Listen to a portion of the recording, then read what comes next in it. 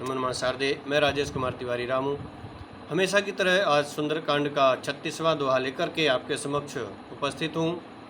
जैसा कि आप जानते हैं, एक नए तर्ज में नया दोहा लेकर के आते हैं, उसका अर्थ बताते हैं ताकि आप सभी को रामायण गाने में भी आसानी हो और अर्थ समझने में भी आसानी हो। तो आइए शुरू करते हैं एक नए तर्ज के साथ श्री सुंदरकांड का पाठ, जिसके स्मरण मात्र से, पाठ मात्र से मनोकामनाओं की पूर्ति होती है, सभी विपदाएं दूर हो जाती हैं। हर पल तुम्हारी याद आती रहे राघव, आती रहे। तेरी छवि मन को लुभाती रहे। हर पल तुम्हारी याद आती रहे राघव, आती रहे। हर पल तुम्हारी याद आती रहे राघव, आती रहे।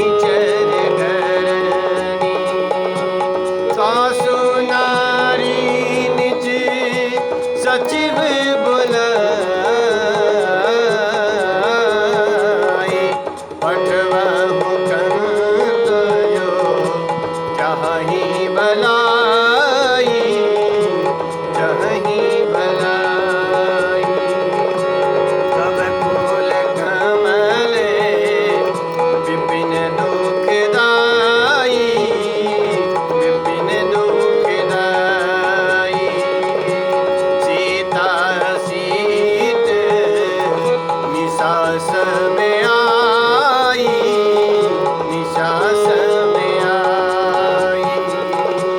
सुनहु नाथ सीता बिन जीवे, इतना तुम्हारे संपुअज कीने, संपुअज कीने। राम बान यही गन सरिस, निकर निशाचर भेक सिया राम, राम हो राम। जब लगी गृहस्थ न तब लगी,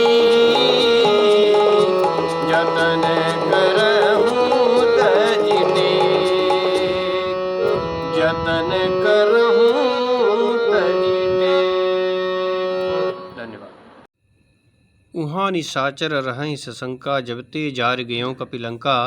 जब से हनुमान जी ने लंका जलाया है, तब से वहाँ जो भी राक्षस हैं सशंका अर्थात भयभीत से रहने लगे हैं।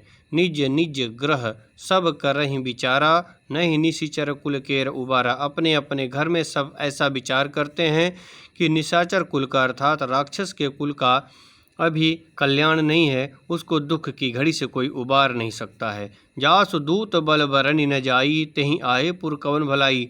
जिसके दूत के बल का वर्णन नहीं किया जा सकता है, इतना बलशाली है, उसके मालिक के अर्थात उसके खुद के आने पर पुर की अर्थात नगर की अर्थात लंका की कौन सी भलाई होने वाली है, ऐसा आपस में चर्चा कर रहे हैं। दूतिन सन सुनी पुरजन बानी। इस तरह से जब सब चर्चा कर रहे हैं तो जो मंदोदरी की दूतियाँ थी, उनसे पुरजन अर्थात ग्रामवासियों के नगरवासियों की वाणी सुनकर के दूतों के मुख से मंदोदरी अत्यंत व्याकुल हो जाती है, अकुला जाती है।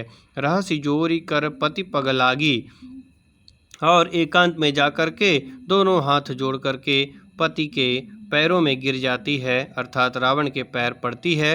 और क्या बोलती है? बोली बचन नीति रस पागी। नीति रस से पगी हुई सनी हुई वाणी बोलती है। क्या कहती है? कंत करस हरिसन परिहरहु, हे कंत, हे प्रिय, हे पतिदेव। करस अर्थात विरोध, बैर, हरि से बैर, परिहरहु मतलब त्याग दीजिए। मोर कहा अति हित ही धरहूँ, और मेरा कहना अत्यंत हितकर मान करके हृदय में धारण कीजिए। समुझत जासु दूत कई करनी, श्रवहि गर्भ रजनीचर घरनी।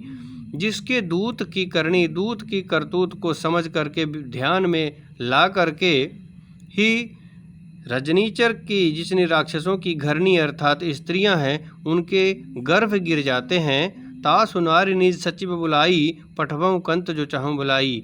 ऐसे भगवान राम की नारी अर्थात सीता को अपने मंत्रियों को बुला करके वापस पठवऊँ मतलब भेज दीजिए।